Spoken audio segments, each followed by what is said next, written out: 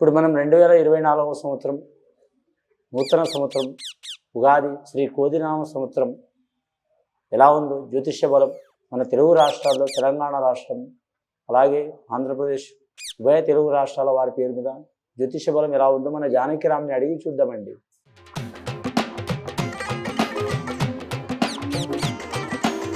ఇప్పుడు మనం 2024వ సంవత్సరం ఉగాది సంవత్సరం అలాగే శ్రీ కోదినామ సంవత్సరం కానీ మాత్రం ద్వాదశ రాసుల్లో ముఖ్యంగా ఆంధ్రప్రదేశ్ రాష్ట్రంలో వైఎస్ఆర్పి పార్టీ అధినేత జగన్మోహన్ రెడ్డి గారి జ్యోతిష బలం ఎలా ఉందో, ఇంకా వారి జాతక పార్టీ పరంగా మాత్రం ఎలా ఉంది వారి జ్యోతిష బలం, అలాగే మాత్రం రెండవసారి ముఖ్యమంత్రి అయ్యే యోగం ఉందా లేదా, వారి జ్యోతిష బలం పర్సనల్ లైఫ్లో కుటుంబ లైఫ్లో అలాగే రాజకీయ పరంగా ఎలా ఉందో మన జానకిరామ్ని అడిగి చూద్దామండి.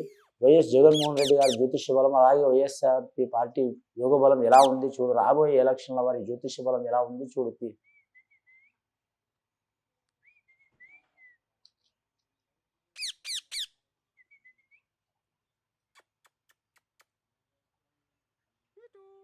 జగన్మోహన్ రెడ్డి గారి జాతకంలో చెప్పాలంటే శివుడు పార్వతి వినాయకుడు వచ్చిందండి, కుమారస్వామి వచ్చిండు వారి పేరు మీద.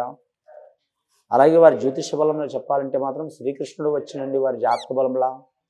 శ్రీకృష్ణుడు యోగ బలం చెప్పాలంటే మాత్రం ఆయుధం పట్టాడు, అన్నీ చేపిస్తాడు అలాంటి జాతకుడు.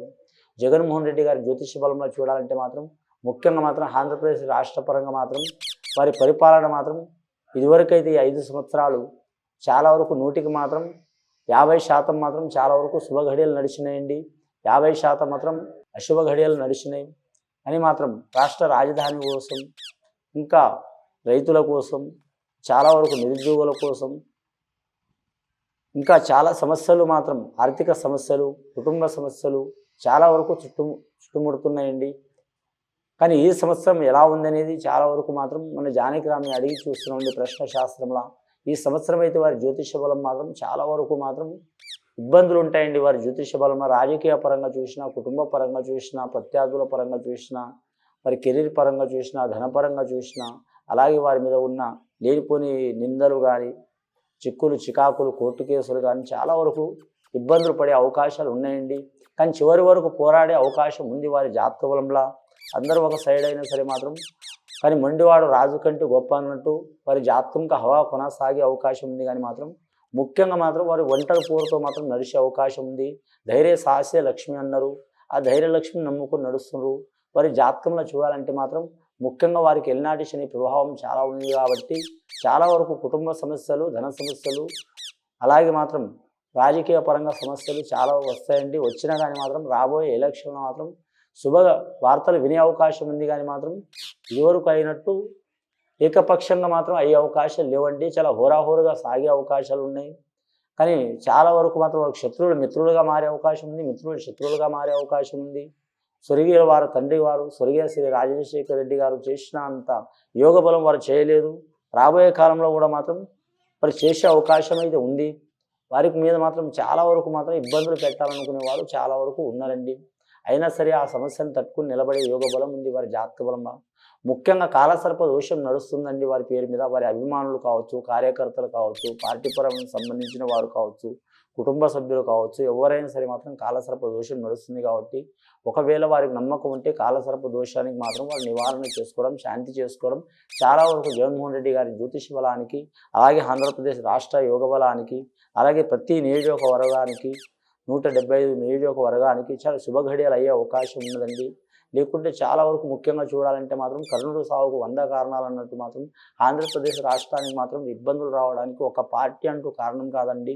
అన్ని పార్టీల పరంగా కూడా ఇబ్బందులే ఉన్నాయి. ఒక పార్టీ అని, ఒక వ్యక్తి అని లేదండి. చాలా వరకు మాత్రం ఆ రాష్ట్రం మీదనే కొన్ని సంవత్సరాల నుంచి, ఒక దశాబ్ద కాలం నుంచి చాలా వరకు ఇబ్బందులు, చిక్కులు చికాకులు నడుస్తున్నాయి. నిరుద్యోగ సమస్యలు అలాగే నడుస్తున్నాయి. అలాగే పాడి పరిశ్రమ రంగంలో కూడా ఇబ్బందులు అవుతున్నాయి. అలాగే మాత్రం నీటి విషయంలో కూడా ఇబ్బందులు అవుతున్నాయి. మెయిన్గా అయితే రాష్ట్ర రాజధాని విషయంలో మాత్రం చాలా వరకు మాత్రం ఒక సైడ్ అంటే ఇంకో సైడ్ అవుతుంది. అలాగే నిధుల కొరత కూడా చాలా వరకు నడుస్తుంది. ఎంత ధనం వచ్చినా కూడా అలాగే ఖర్చు అవుతుంది, ఒకరికొకరు పడట్లేదు. ఎందుకంటే దేశరిష్ట యోగం మీద, కాలరిష్ట యోగం మీద, ముఖ్యంగా ఆంధ్రప్రదేశ్ రాష్ట్రం మీద మాత్రం ఈ 10 సంవత్సరాల నుంచి అరిష్టం చాలా నడుస్తుందండి.